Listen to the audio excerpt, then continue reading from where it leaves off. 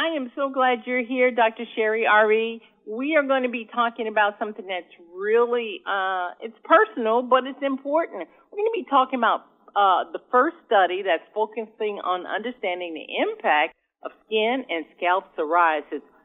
People of color. All right, you guys listen up. Okay, doctor, let's talk about that. Well, first of all, what is plaque psoriasis? And let's talk about how it impacts people of color.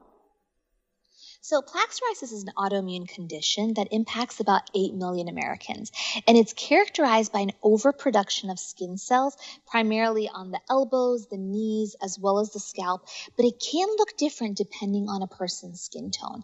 So in individuals that have lighter skin, they can see some red plaques, while individuals who have melanin-rich skin may notice dark brown or even violet plaques, and this can oftentimes lead to delays in diagnosis in our patients with skin of color.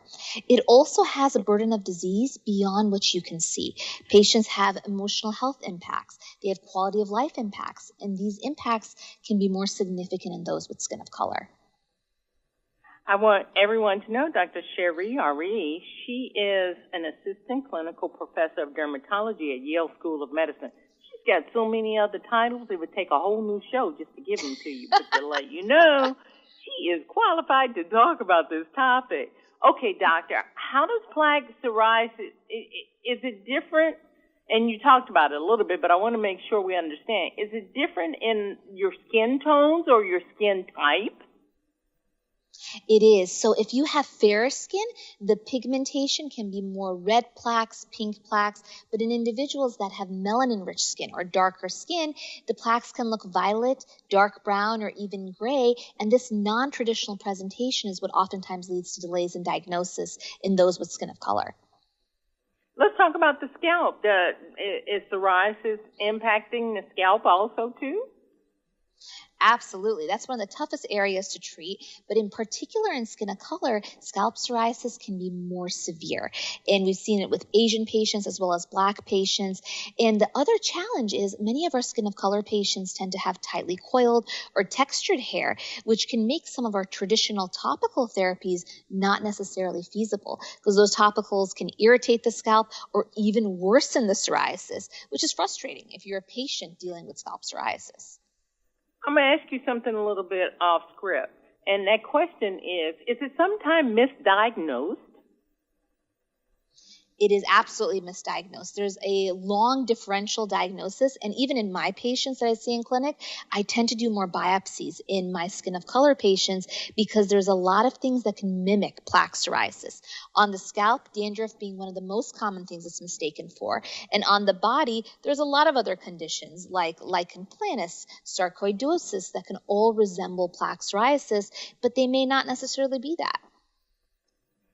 Tell us about this visibility study, because I think that's very interesting, especially related to people of color with plaque psoriasis. Certainly. So historically, when we look at our psoriasis clinical trials, those with skin of color have been underrepresented, with numbers as low as 5%. So to really address this gap, Johnson & Johnson, who I'm here on behalf of today, partnered with researchers and clinicians to develop Visible, which is the first dedicated skin of color study in plaque psoriasis, evaluating Tremfya, an FDA-approved biologic for this condition. And what we found was rapid and significant improvement in plaque psoriasis in those individuals with skin of color, which really solidified the efficacy and safety of this drug across a variety of skin tones. In fact, when you look at the numbers, 6 out of 10 patients had 90% improvement in their plaque psoriasis, which is huge if you're a patient that's suffering from this disease.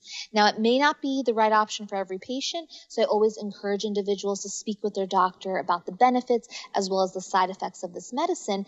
But patients can go online to Tremfya.com to learn more about this particular study, the therapy that we're discussing, as well as just looking at images of plaque psoriasis across a variety of skin tones. Let me ask you this. Is that something we need to bring up to our doctor if he doesn't bring it up to us and we think we have this, or he's saying, yeah, I think you have this? Do we say, well, have you heard about Tremfya? I would absolutely do that, because one of my key takeaways from this study is I want my patients to feel empowered to have conversations with their physician where they're advocating for themselves, talking to them about what they think their diagnosis is, if they think it's psoriasis, talking to them about the different treatment options that they think might be appropriate for them. And having that open dialogue will really allow our patients, especially those with skin of color, to receive high quality, equitable care.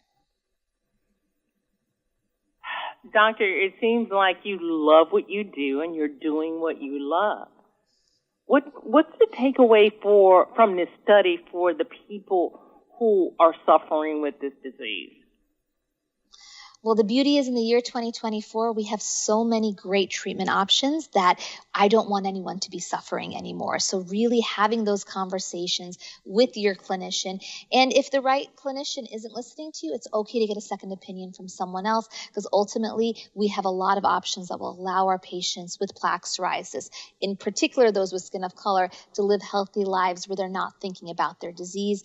And honestly, to learn more, Tremfya.com is a great resource with lots of information for patients across all skin tones.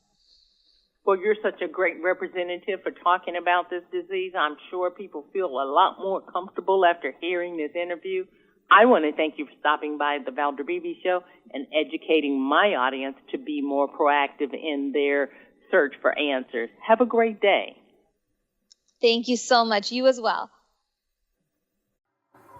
Hi, I'm Val Beebe, host of the Val Beebe Show.